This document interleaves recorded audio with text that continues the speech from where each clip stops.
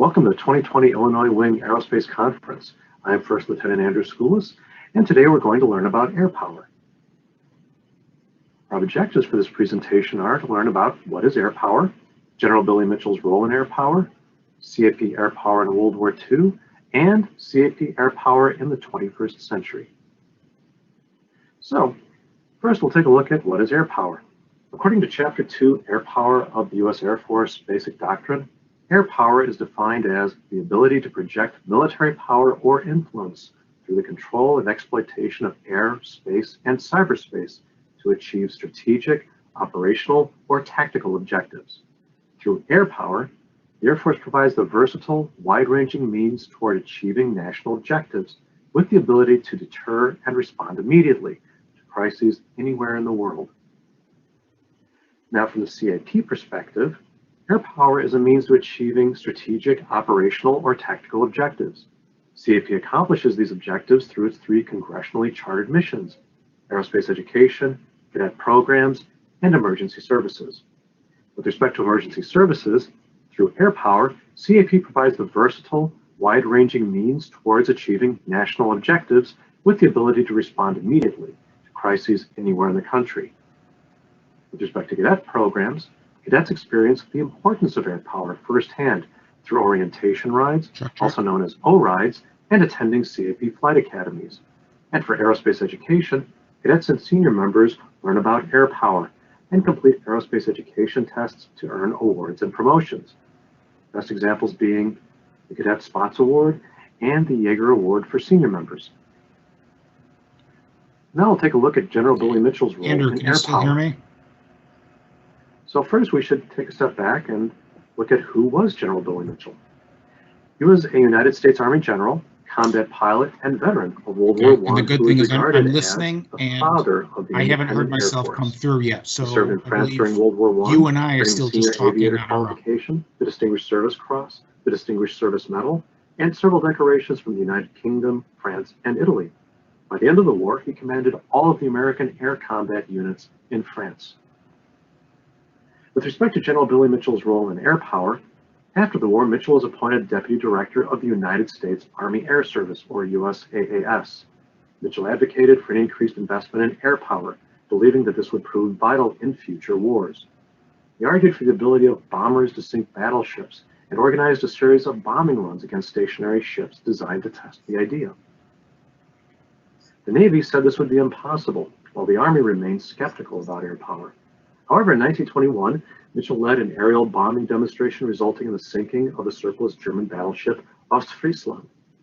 Continuing his public campaign for air power, Mitchell was eventually court-martialed for insubordination after accusing Army and Navy leaders of an almost treasonable administration of the national defense for investing in battleships instead of aircraft carriers. Mitchell knew that military air power, operating independently of ground and sea forces, needed to be the first line of defense. And this is a photo of the Ostfriesland after it was sunk in 1921. Although he passed away in 1936, Mitchell's legacy was exonerated when air power played an integral role in the U.S.'s victory over Germany and the Empire of Japan in World War II.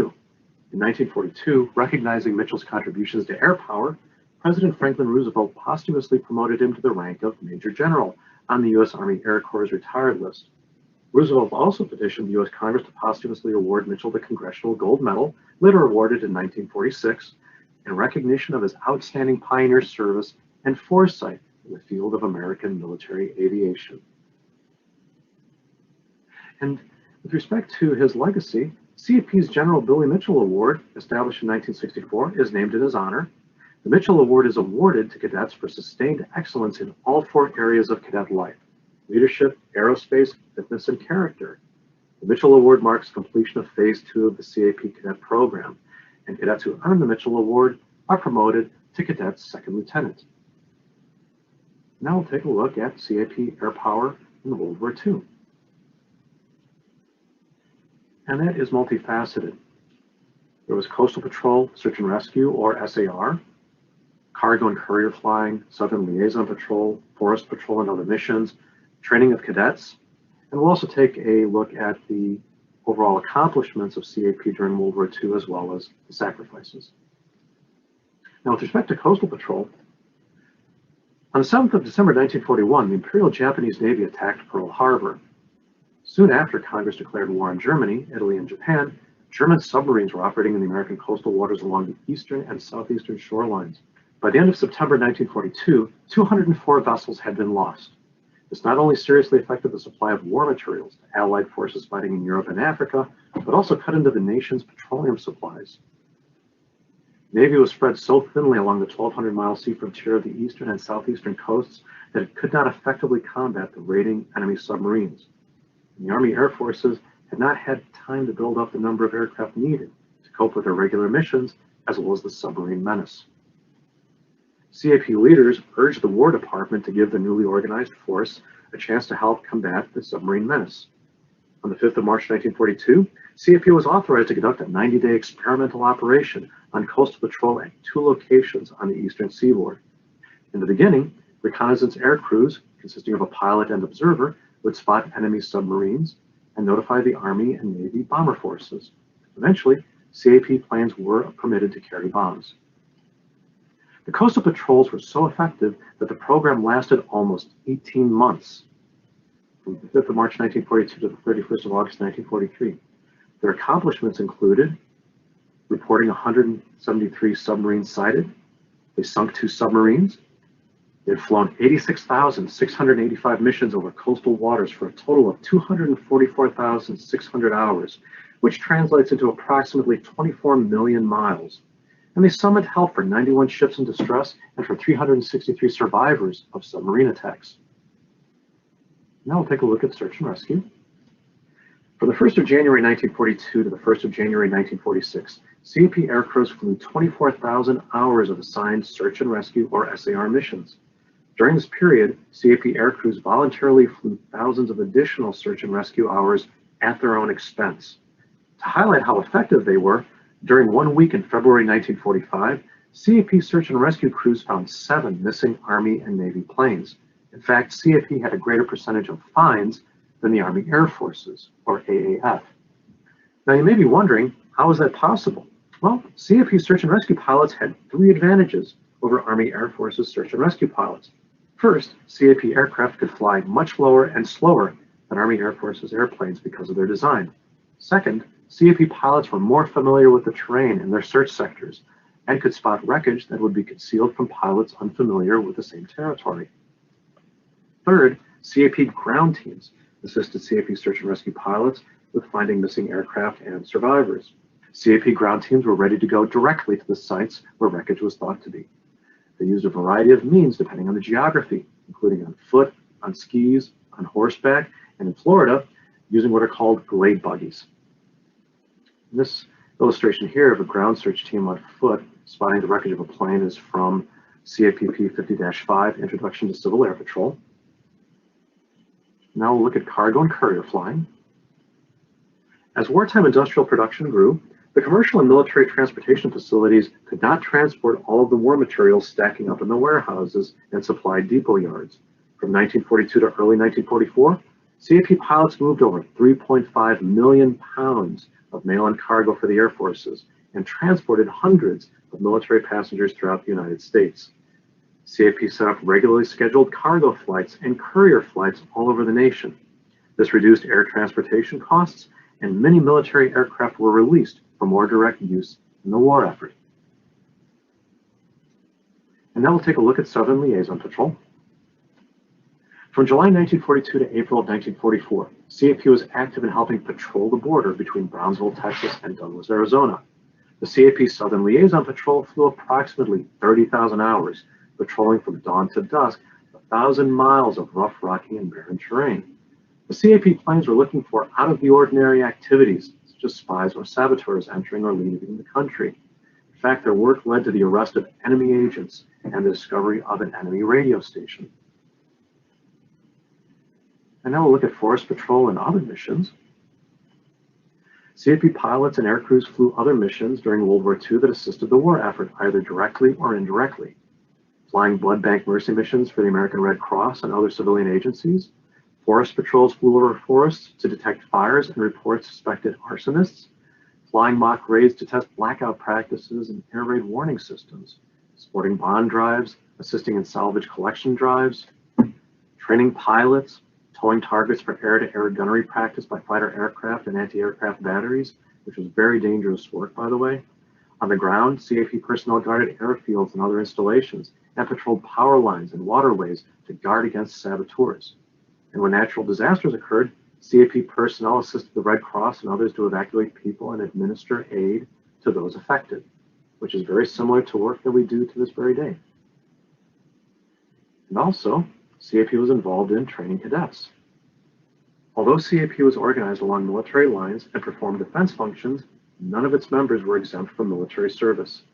In early 1942, CAP set up a program to recruit and train CAP cadets to assist with tasks at the operational level and, at the same time, to begin training toward becoming licensed pilots for service in CAP or to enter military service for military pilot training. Within 6 months of the program's creation, CAP had over 20,000 cadets attending weekly meetings. Recruitment and training offered the CAP cadet an advantage over other youths. They would already have a knowledge of military life and the importance of aviation to the nation. On the 29th of April, 1943, the command jurisdiction of CAP was transferred from the Office of Civilian Defense to the War Department, and CAP became an auxiliary of the Army Air Forces. And of course, this transfer had a positive impact on CAP recruiting Army aviation cadets. Now, there were many accomplishments during this time. CAP trained thousands of young men to fly before they joined the Army Air Forces. CAP pilots flew 500,000 hours of missions in support of the war effort, and it is confirmed that they sunk at least 2 submarines.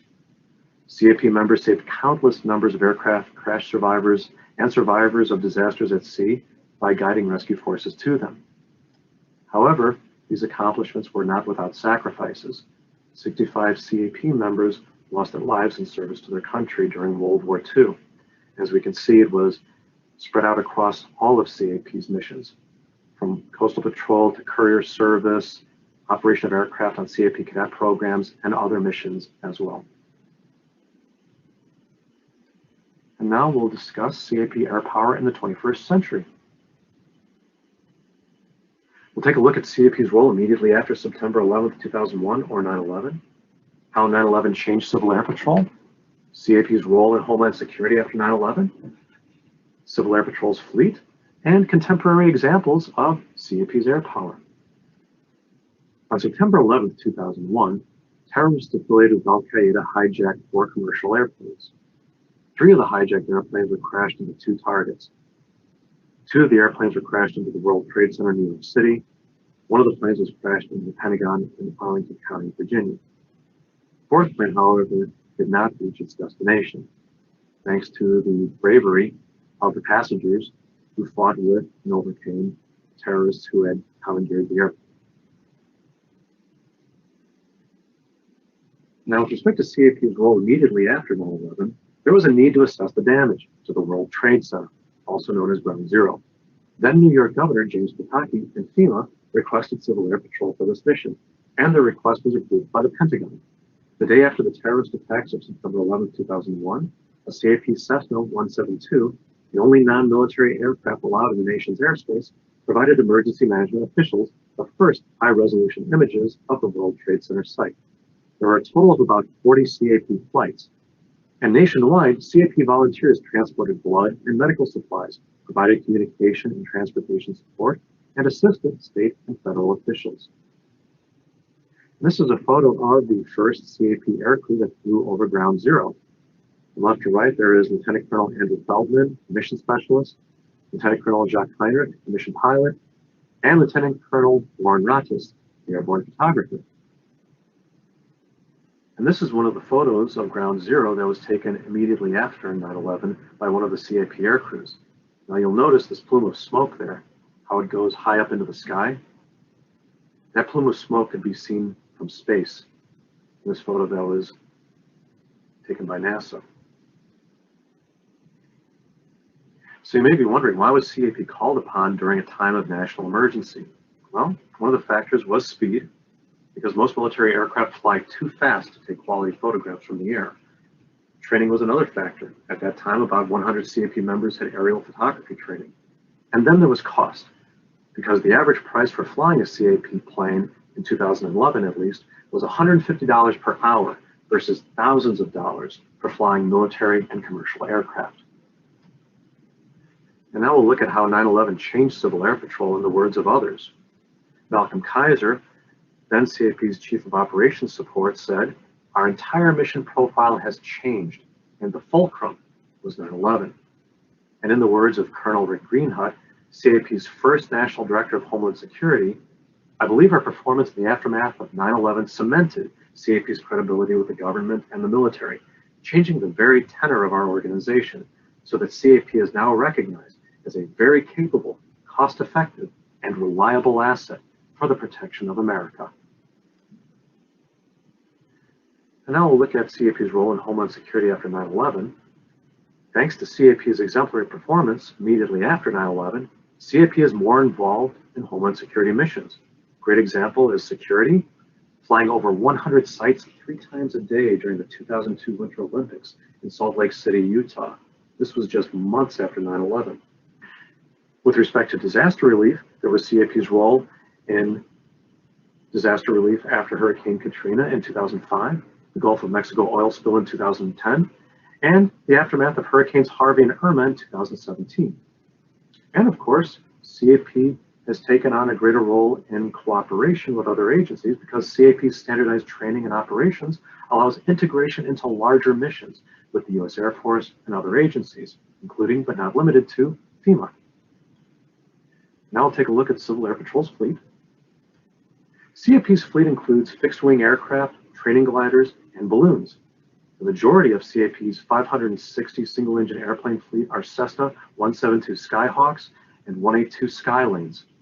CAP's fleet also includes the Cessna 206 Stationair and 18 Australian-made 8-seat Gipps Aero GA8 Airvans.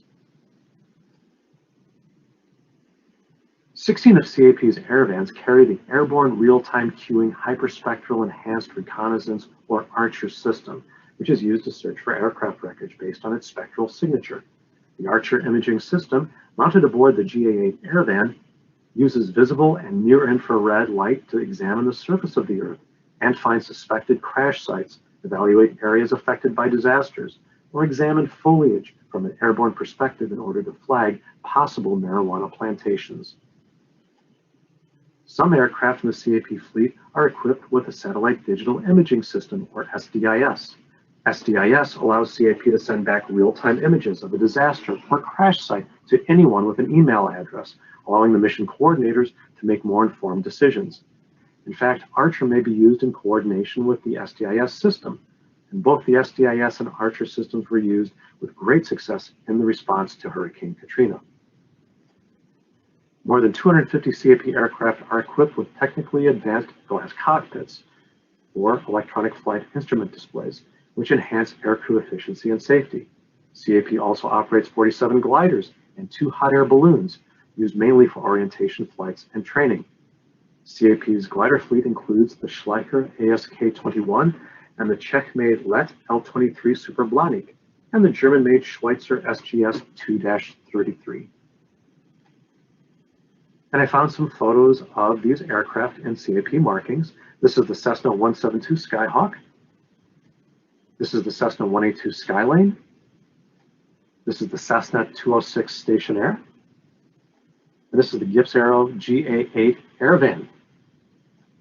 And shown here, coming in for a landing, is the Let L-23 Super Blaník glider. And this is one of CAP's hot air balloons. As mentioned earlier, in addition to powered aircraft and gliders, CAP owns 2 hot air balloon envelopes, one in Indiana and another in New Mexico. CAP has 20 rated balloon pilots nationwide, and ballooning is also called LTA, or lighter than air. In fact, if you're able to join us Sunday afternoon, Lieutenant Colonel Seth Hudson of the Southwest region will be presenting at that time on CAP's lighter than air program. Now we'll take a look at some contemporary examples of CAP's air power. First, we'll look at orientation rides. During 2017, CAP pilots provided 30,589 orientation rides, also called O-Rides. The purpose of O-Rides is to introduce CAP cadets, Air Force Junior ROTC, and ROTC cadets to flight. Instructor pilots also flew another 5,264 hours in powered aircraft, often at CAP National Flight Academies held across the country, teaching CAP cadets how to fly. Glider instructors flew another 3,160 sorties in 2017, teaching CAP cadets how to soar. And then there's CAP's role in search and rescue. In its role as the U.S. Air Force Auxiliary, CAP conducts about 90% of all search operations within the continental United States, as assigned by the Air Force Rescue Coordination Center, or AFRCC. CAP air crews and ground teams work together to locate missing aircraft or missing persons. And aerial photography is one of CAP's core missions, with most of its aircraft equipped with digital cameras capable of storing the geographic coordinates of the images. And then there are the shadow escort flights. Beginning in 2016, CAP conducts shadow escort flights for the Air National Guard's 174th Attack Wing in central New York. As part of the Air Force's Reaper training program for pilots and sensor operators, CAP air crews accompany the MQ-9 Reapers to and from military restricted airspace for training exercises to comply with the FAA's rule to see and avoid other aircraft. And the support provided by CAP has saved taxpayers more than $1 million and increased MQ-9 training by 25%. And this is a photo of a CAP aircraft with one of the MQ-9 Reapers. In 2017, CAP was involved in 789 search and rescue missions, saved 110 lives, and flew 100,352 hours conducting search and rescue, disaster relief, air defense, counter-drug, and other missions. And if we were to put a value on CAP members' volunteer service that year, that is $177 million economic impact in volunteer services nationwide. And in fiscal year 2020, CAP volunteers helped save 130 lives. That's the 5th highest number of saves in CAP's 79-year history. By the way, CAP was founded on the 1st of December, 1941. In the words of Lieutenant General Kirk Pierce, commander of the 1st Air Force, these highly dedicated civil volunteers are on call 24/7. Civil Air Patrol is a national asset we rely on almost every day of the year. So, in conclusion, we learned about what is air power. We learned about General Billy Mitchell's role in air power. We also looked at CAP air power in World War II and CAP air power in the 21st century. The references that I used for this presentation are primarily CAP publications or sourced from CAP reference material. If you have any questions, you're more than welcome to reach out to me via email at any time. Thank you very much for joining us. This is the first day of the Illinois Wing Aerospace Conference. We hope that you are able to attend many of the sessions on Saturday and Sunday. Thank you again, and Semper Vigilance.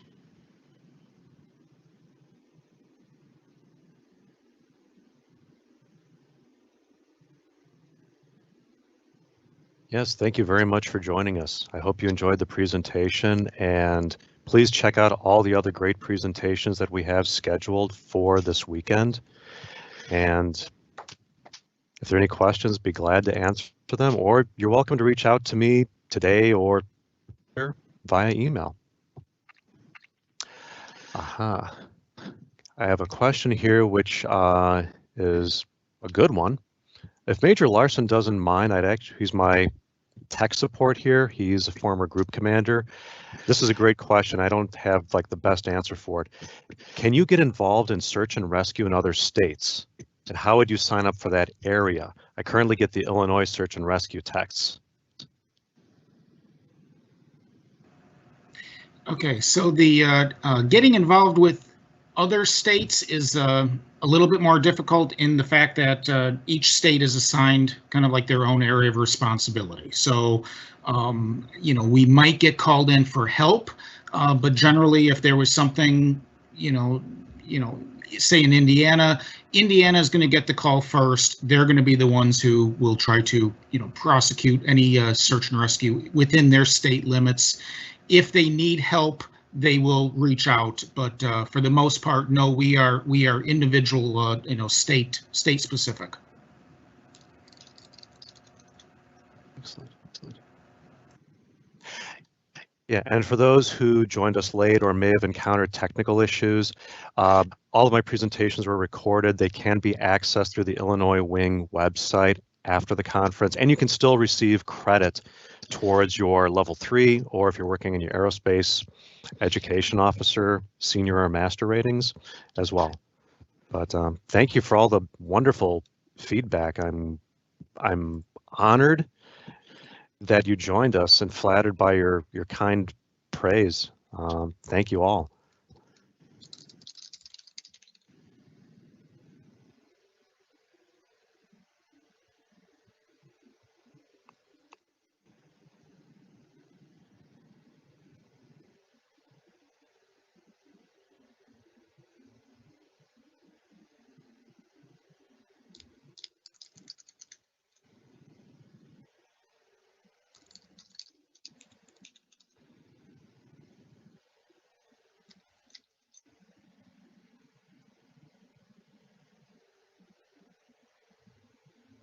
Oh, Mr. Hill, thank you. You did not include your grade or rank, but yeah, I saw your comment at the very beginning and your comment at the end. Thank you so much. I'm delighted that you all found this interesting. This is my first presentation for a CAP conference, and I greatly enjoyed putting this together. I'm passionate about CAP, aerospace education, pretty much just about everything about CAP, but thank you so much. And yeah, thanks for joining us, and please check out the other sessions and enjoy the conference.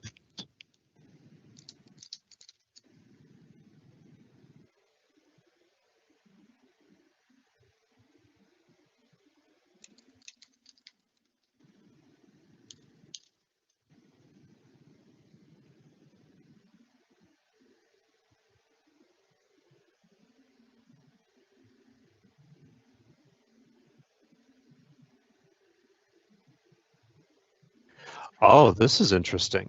Colonel Brian Cooper, the Northeast Region Director of Aerospace Education, mentioned, are you aware that the CAP historian now believes we sank 0 subs? The credit was awarded by an overly enthusiastic Air Force officer supervising the mission. He does give us credit for sinking a number of whales. On that note, there is a lieutenant colonel who has moved to Florida who used to be part of my squadron, the Magnus Composite Squadron. He said to me rather tongue-in-cheek, well, we have 2 confirmed submarines and then 1 possible whale. This is the first I've heard that we have possibly 0 subs, which is, well, unfortunate, but at least we can still look to what those crews did for chasing away subs and also locating missing crews from ships that have been sunk by the Germans.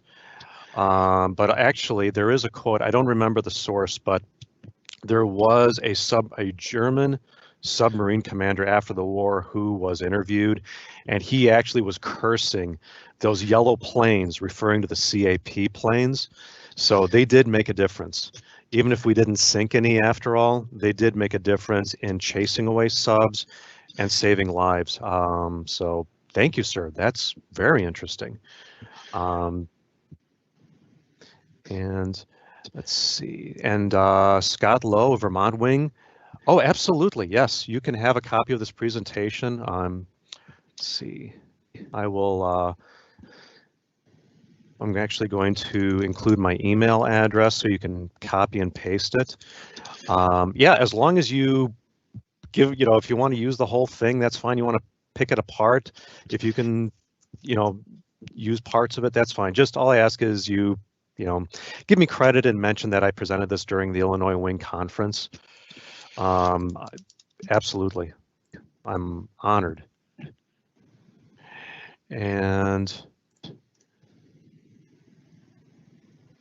okay.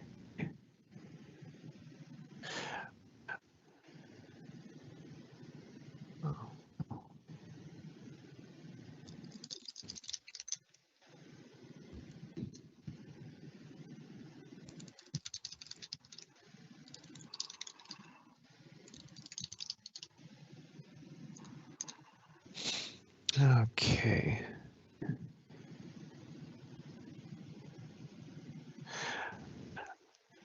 Okay, there's some comments here about technical suggestions. I will pass those along to the director of the conference and the IT director for the conference. So thank you.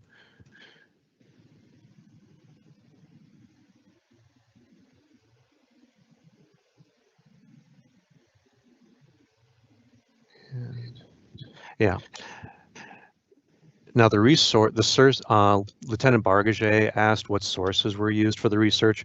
They were on one of the next to last slides, or one of the second to last slides.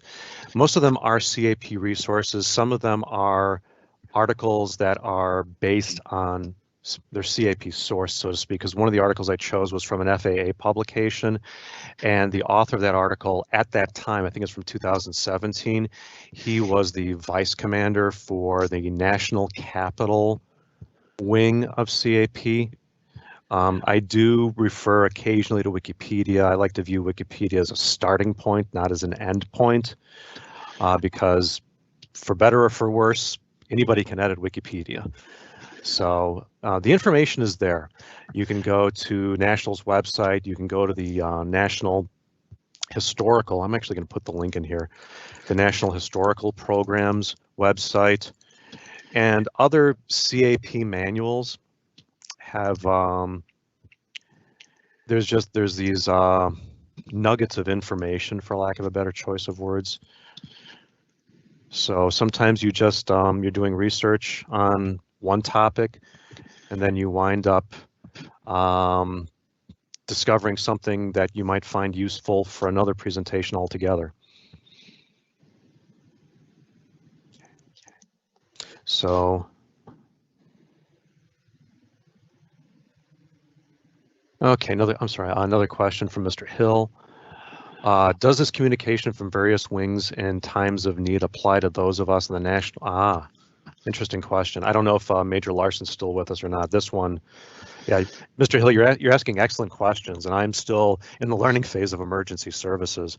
Does this communication from various wings in times of need applies to those of us in the National CAP SUAS drone team? That's a very good question, for which I do not have an answer. I don't know what wing you're in. I don't recognize your name. My apologies. That's a question I would actually address to the director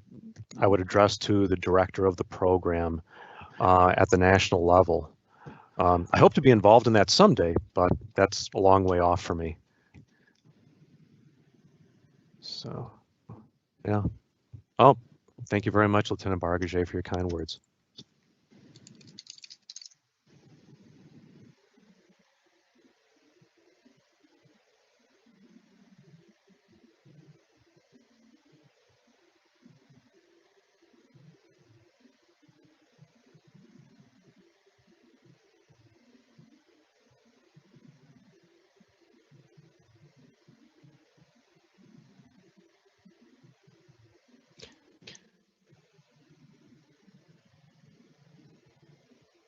Aha, Colonel Cooper. Thank you again. The German was Admiral Dönitz. Oh, commander of the German subforces. Yep. Okay. Thank you. Yeah, because I saw that mentioned somewhere, but they didn't. The source that I was looking at, they actually did not identify who it was. Oh, so that's the commander of the German Navy, Admiral Dönitz. Thank you, sir. Oh, Cadet Airman First Class Ezra Morris. Am I a pilot? No, I am not. However, I am aircrew qualified. I am a mission scanner and a mission observer, and I'm very proud to say that I have credit for a find as a mission observer. But at this moment in time, not a pilot. And oh, Captain Paul, thank you. Thank you for your kind words. I'm very glad you could join us.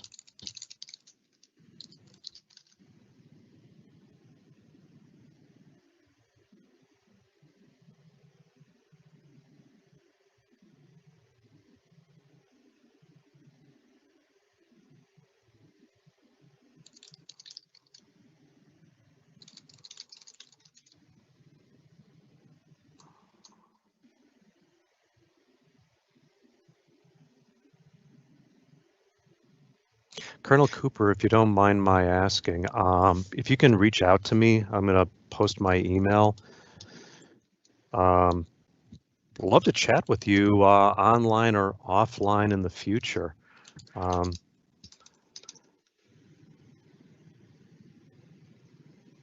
And of course, everyone in the audience, you're welcome to reach out to me at any time this weekend, or even say you decide to work on your technician rating and historian. Feel free to reach out to me anytime this week or next year for that matter. The door is always open. I enjoy talking about CAP with people.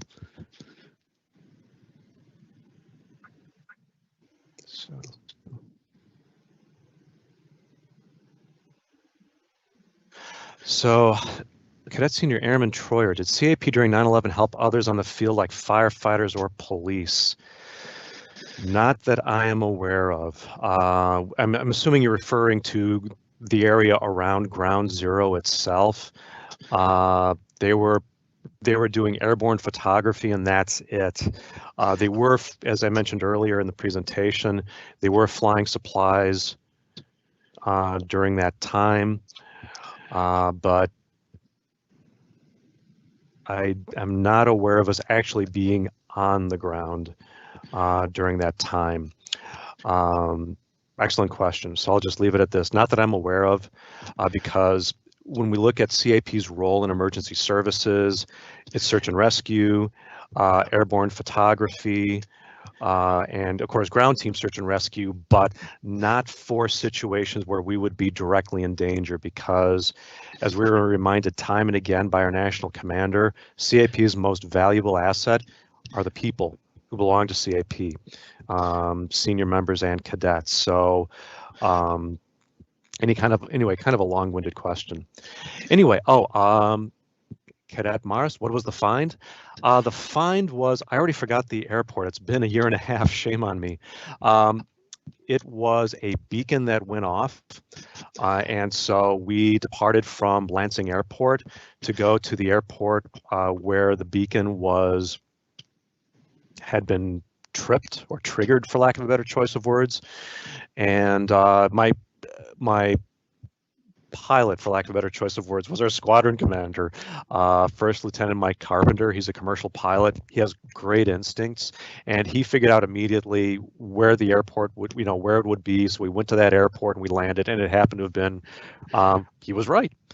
And so the beacon got deactivated right before we landed, and we met with a gentleman who was the ground team of one, literally, and he told us that he'd found the beacon just like minutes before and deactivated it. But the incident commander gave us all credit for the find, and it was just interesting. Fortunately, we had a pilot fortunately we have a squadron commander who happens to be a commercial pilot who is an excellent pilot in CAP, and like I said, he just had good instincts, and he just knew immediately.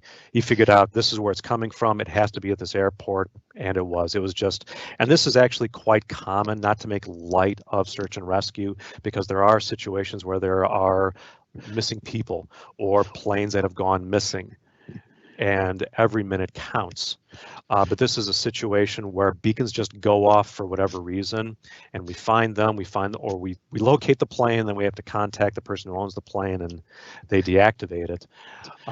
So anyway, fortunately, no one was at risk in that situation. So, but it was, I forgot which airport it was. It was not Lansing, which we flew out of. It was not Bolt Field. It was about an hour's flight south of Lansing, but for some reason I have forgotten that, a very important detail. So, thank you, sir, Miss Colonel Cooper, for your contact information.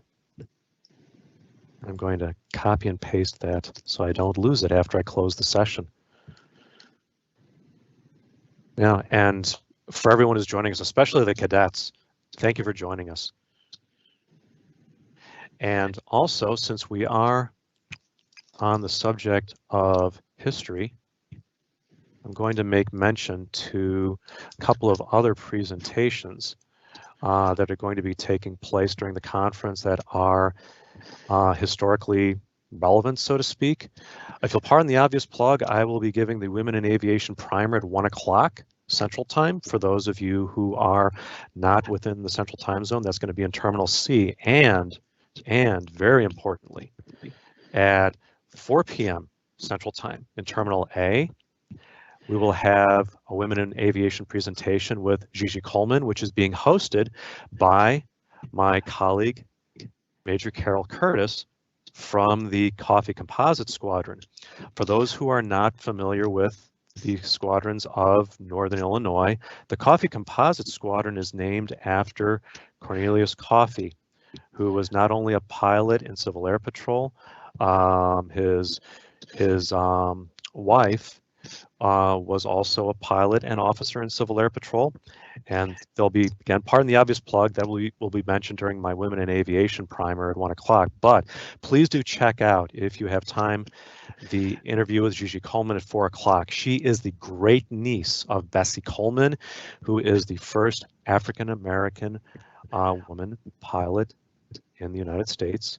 And this is a connection, a living connection to history, as I like to call it. So anyway, be sure to check out as many sessions as you can. If you can't check them all out today or tomorrow, they are recorded and you can come back and check them out later. So once again, thank you so much for joining us. You've honored me with your presence.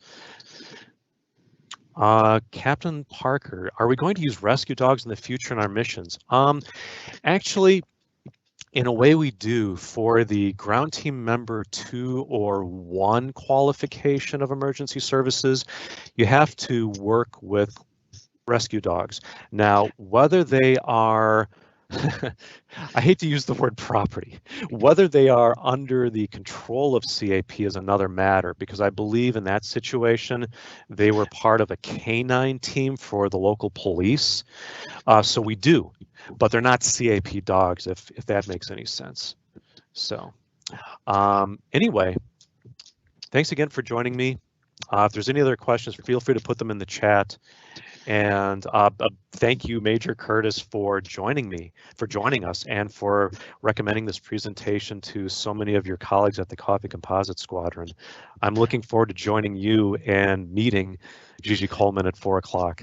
So if there aren't any other questions, I guess we'll wrap this up, and hope to meet all of you in person once things go back to normal, so to speak, whether it's at an Illinois Wing Conference or a regional event or a national event.